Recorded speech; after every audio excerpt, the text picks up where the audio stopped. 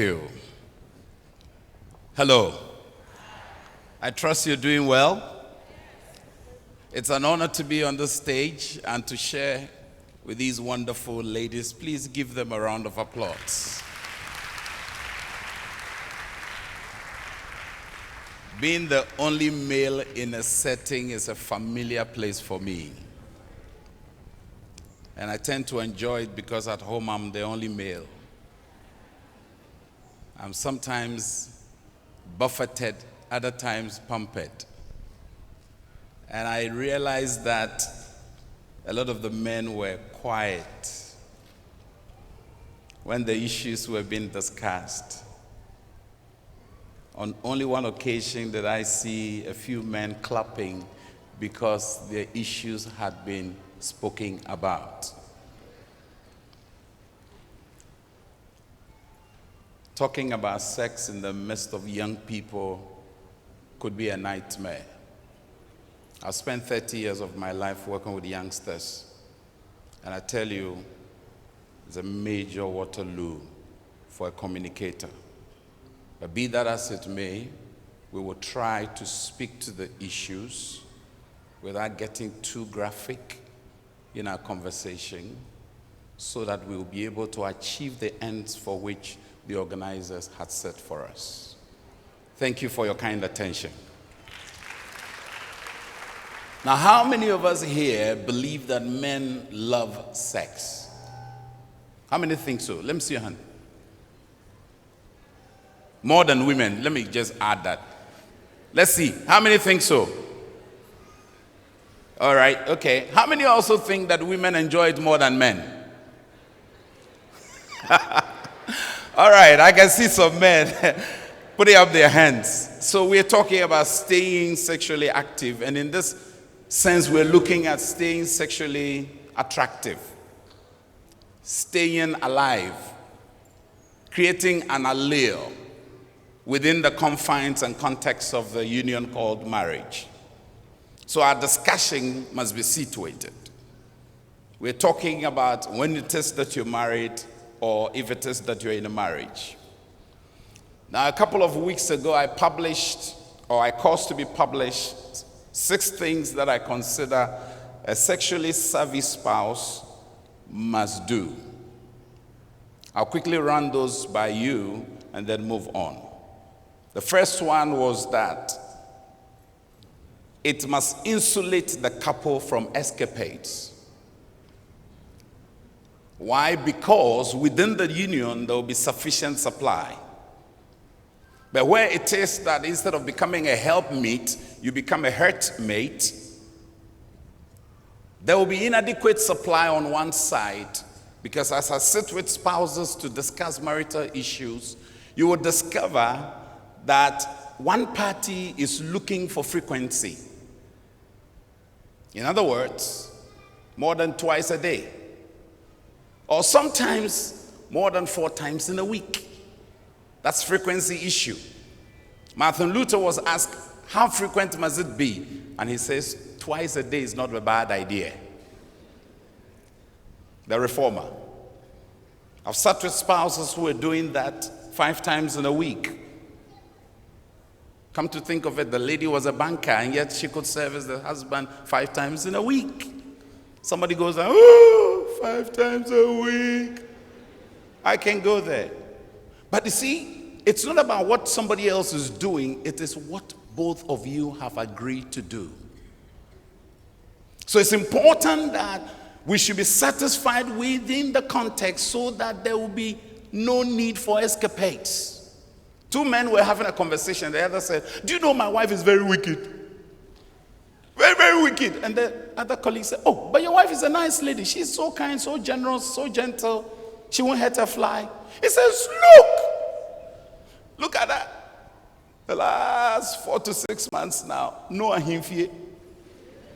We call it bedroom protocols or palatial treatment. That's a coded language. So when you hear palatial treatment, you know what I mean. Can we all shout it together? Palatial treatment, bedroom protocols. The idea is to kill bedroom boredom. And then the colleague looked at him and said, oh, Only 4 to 6 months. Then you are blessed. And he said, what about yours? He says, 2 years now. He's been on ice for 2 years, and you are crying, lamenting, breaking bones, and creating a hullabaloo because you're on ice for 4 months to 6 months. Why should it get this way? If we're going to insulate each other from escapades, there's the need for us to pay attention to our marital dues. You pay your dues when you join an association. I was telling some people yesterday at the couples retreat that whenever you are invited to love another, it's an invitation to labor. If you're not ready to labor, forget it. No two persons can work together unless they adjust. Because one may be a fast-pacing individual, the other may be a slow walker. And the one who is fast needs to slow down for the other to catch up. And the one who is slow walker must also double up. And so we've got to have a place of convergence as individuals. Otherwise, we aren't going to make any meaning in the relationship. Because no longer is this an insulator. 20 years ago, it was an insulator to put rings on someone. But today we have people. If you're a lady, there are men out there who suffer what I've diagnosed as Pampana syndrome. And those folks are looking for somebody bushia. You know Pampana? How many of you ever enjoyed Pampana? And during Pampana games, you see the boys from the well-to-do homes, they came with good guns, and they had a satch by their side, a pouch which they placed their guns. But those of us who didn't have the privilege of getting a gun went to the carpenter's bench, cut a wooden plank into a shape of a gun, and we were good to go. You look for a leather and then also sew one and put it by your side. What if you don't have 1 and 2?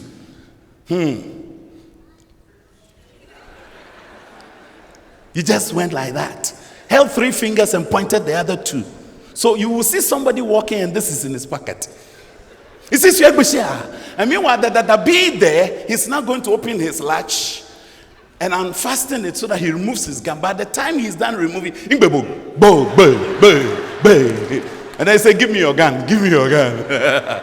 So there are folks out there who have told themselves they are incurably flirtatious. It's a cognitive restructuring.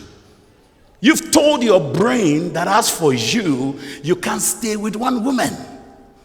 You can't stay with one man. The other converse are those who are out there who are scavenging on dead items. And those are the vultures. They will sweet talk you and make sure that what you're not getting from your wife, they supply you. It could be conversations. I've sat with people who get conversations and they get erection. And they enjoy it. And so he sees his wife's naked body and there is no more that excitement. If the union is working well, the sight of the wife's naked body must send signals to your brain, from your brain to your groin, and from your groin to firepower. Somebody talk to me, say firepower. But that is not happening because the person has now become numb because he's getting service outside. Sometimes you look at the situation, you discover that it's coming from the two of them. Because we are designed differently. We are male and female. The female is like a ball of yarn or thread. You see, they lie on each other because it's a ball. But the man operates like a pigeonhole, cubicles, where you place your letters in the offices. Departments have their slots. So a letter to this department goes to that side.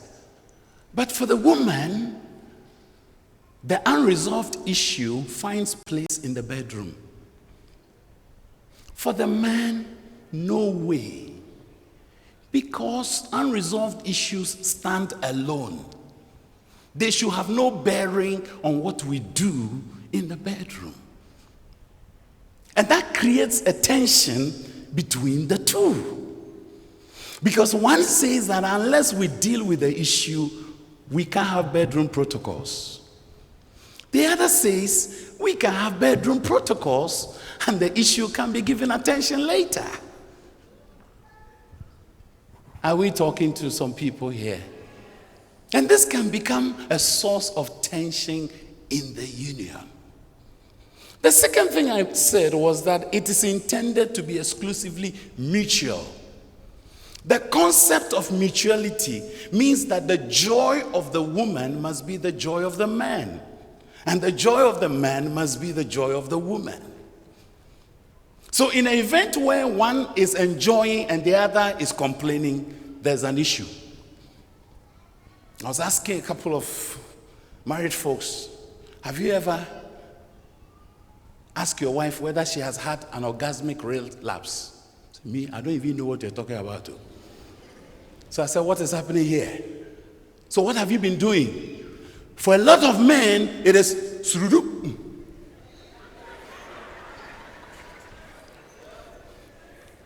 Power game. When you hear some of the men talk, you say, I go power him. Power what? Who said it's about power? It's technique, not power, brother. Get your things right. Move away from power to technique. Tell your neighbor, from power to technique. Oh, hello. You have to shift from power to technique. Some men, you see them, and his nose is shaking. He's sweating profusely. Meanwhile, he hasn't done anything. He hasn't done anything. He said, Master, you die, oh. You get cardiac arrest. It's about technique. It's sweet surrender, gentle, meek, kind, gracious. And you communicate. And so there's a need for us to get to that place where it must be mutually exchanged. Because sex is more than just bodies together. It's more than just genitals meeting. It's more than that. It is an exchange of pleasure. Exchange. And it has to be shared mutually. And there ought to be reciprocity because you give and you receive. It is in giving that you receive. But there are some men, they are in a hurry, rushing to nowhere.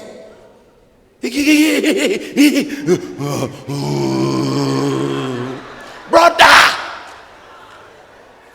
we haven't reached anywhere. Oh. We have just begun. So slow down, pace up. I hope you're getting the cues. These are coded language. I have to be careful. Now, so it's important that we apply the concept of mutuality and reciprocity. The wife should be able to give feedback, and the husband should be able to give feedback as well. Then also, there's a need for us to get intimately enriching. There are too many individuals where there's no intimacy. It's just about, are you ready? I am ready. Once I'm ready, be ready. I remember we were discussing it on Joy the other time, and when I was talking about prepare your wife, one gentleman called and said, Chief, you keep talking about prepare your wife. Why? Prepare her for what? Then he went further and he said, when we were not married, the two of us, we actually lived together for a while before we married. And she was always ready. Always ready. But since we got married, every day, say, prepare me. And so the guy couldn't understand. And I said, well, the one before and the one now, they are not the same. One was galamsey. The first one was galamsey. Whether you like it or not, it was galamsey. But now it's the real deal. And this one, she's not rushing to anywhere. She's just by your side.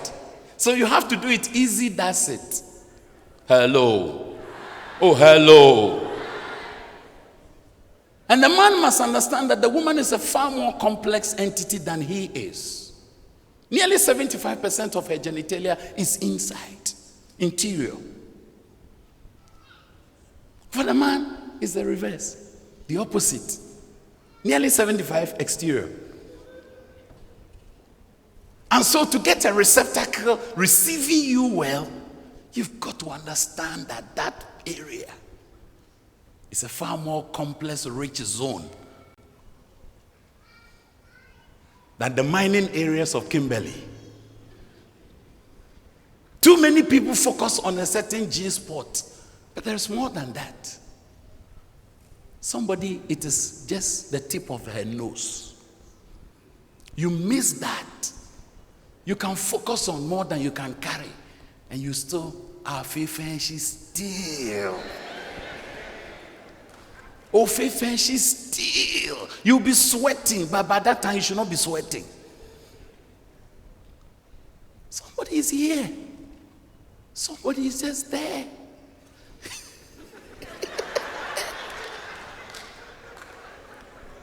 Oh my word.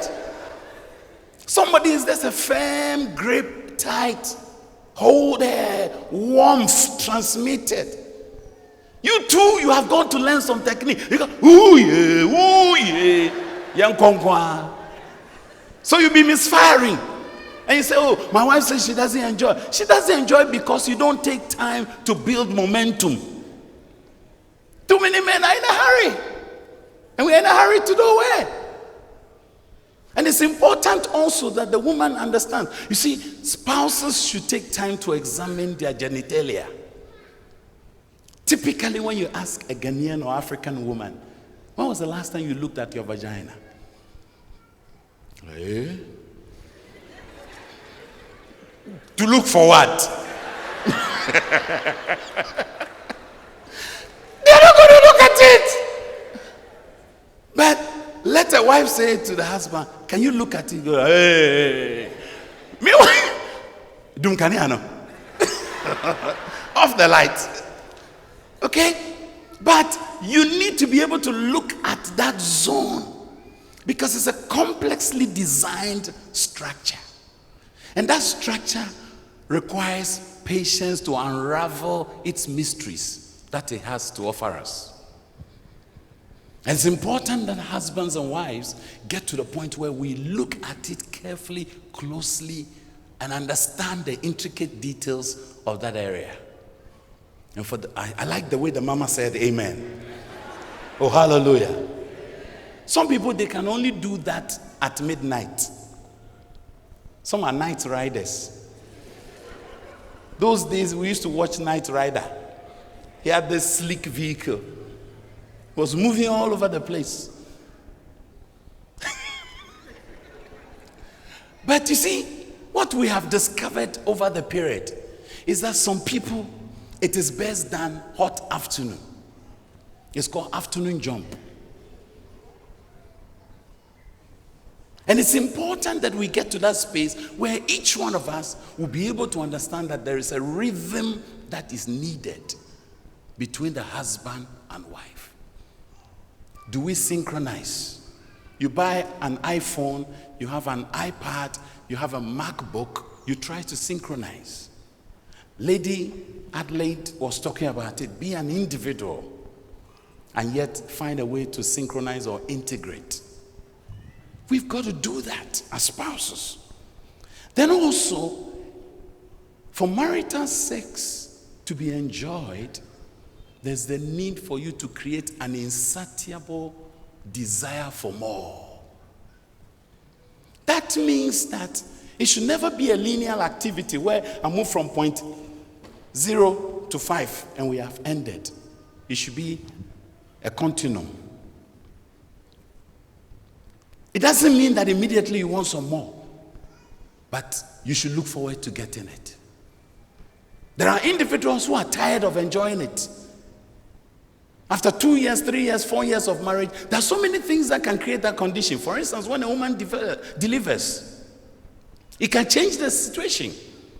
It requires a man who is considerate and understanding to be able to appreciate the change in the wife. Because we as men don't operate in times and seasons unless you are confronted with a major issue, like some financial challenge, some job redundancy.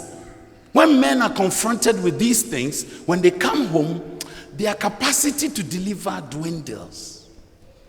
It takes a wise and considerate wife to help him to boost up. Unfortunately, we have situations where the women will actually talk down at the men. I'm putting together some myths that men need to manage. One of them is I was born to be a breadwinner.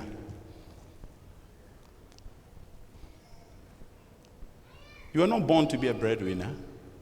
Your wife is a helpmeet. What is she helping you with? It's a myth. And we need to engage that. It must also kill the boredom in the union. So from time to time, you should be able to take some time out for us time. Husbands and wives need to have time for themselves. And here, the man is to enjoy the breast of his wife. Oh, hello, hello, hello, hello. I didn't hear an amen from the women. No. Let's take note of it. Between a landlord and a tenant, who is who? No. Please, women, answer me. Between a landlord and a tenant, who is who? Landlord. Yeah. You see, some women are saying tenant too. When a tenant becomes more powerful than a landlord, it's troubling. Here was a mother breastfeeding her younger baby, and the older son was standing there, and the husband decided to put his hand under the breast. And then the boy runs to the mother and says, "Hey, Dad, use her. Hey, oh dear." And the mother was sitting and watching. She didn't say anything. That is absurdity. The man is to enjoy the breast. Say amen to that one. Oh, say amen to that one. The children are to be suckled with the breast. They don't enjoy, they only enjoy the content of the breast. For the man, he has been giving orders, marching orders to enjoy. The problem is that some men have got sharp teeth like Suarez. So when they put their teeth, they go. So when you have a wife with a sensitive nipple, you go like. Some of them, to their palm, they don't use hand cream, so it's like sandpaper. They're going to whoosh you. And you go, ay. So if you're a man here, use your wife's hand cream. Oh, amen. Oh. So there's the need for the man to be tender, gentle, and meticulous. There are some women too who are callous and wicked.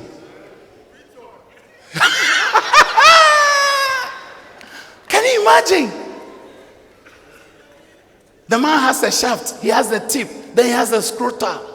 Balls. Some women went to her. Their hand is like crane. And the man goes, You say you want to. Why? Are you a macho? Drop the macho. Can all the men shout, drop the macho? I want to see your hand like that. Drop the macho. Men, let's rise and do it. You have double. I need the men to rise. Let's drop the macho. All of us, one, go. Drop the macho. So just as we are talking and admonishing the men to handle these things easily and slowly, so must the women also do. One guy, oh man, he was nearly crushed to death. And you see those things, when you hold it and you don't hold it well, it goes straight to you. You see him standing. You watch the footballers when they play the football and the ball hits, they go. You see them. It's no joke. Oh. I don't want to take any more time, but I want to close on this. It must be intensively exciting. Because if it doesn't get exciting, it can't become active. But it's important we recognize our phases in life. As you age, you also age with it. But we can age gracefully. Some people have a notion that when a woman hits menopause, she can't enjoy. It's not true. It's a myth. I've sat with menopausal women who enjoy it even more than anybody can imagine. And so the fact that your wife is menopausal does not mean she can't enjoy. She can enjoy, and enjoy it well. Just that some women have a 3-tier, 4-tier orgasmic relapse. And you too, you are short-sighted, so you do 100-meter dash, then you start sweating profusely like I'm sweating here right now. Like pregnant fish. So you have to slow down. Preparation, foreplay, prelude, kind words. Be very gentle, generous. Sow the seeds in the morning and sow in the afternoon, for you never know which one will sprout. That some men, they only come. Say, do lame. Even sleeping posture, how we sleep is a major issue. If you look at the level of intimacy between basketball players, it's unparalleled compared to other sports. The intimacy level is enriching. And for some of them, as the men, we don't touch enough. The language of the women is affection and touch. You've got to learn to touch. You've got to learn to be affectionate. You've got to learn to be gentle. And for the women, listen. If you're wanting a man who will be good, one thing you can keep for him is respect.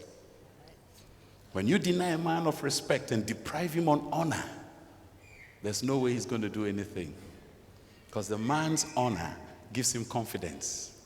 His respect gives him boldness. Just as your affection gives you a reason to connect, his is respect. And so let us not deny each other. And for those of you who are looking forward to your marriages, when you marry, give your spouse a treat. Be there for them. Get involved. Don't get distracted. Social media and all those things are taking our attention. But be present when you are present. Because sex is more than the fusion of bodies. It is your being. Exchange pleasurably. That is what it is. I wish you all the best. And when you go, enjoy it as much as you can. And for those of you who have not been active, get active. Lace your boot. I have an exercise for the men. You just stand up and you do this. 1, 2, 3, 4, 5, 6, 7, 8, 9, 10. You do the same for both hands. Because of the mic, you do the same. 10. Stretch it. 10.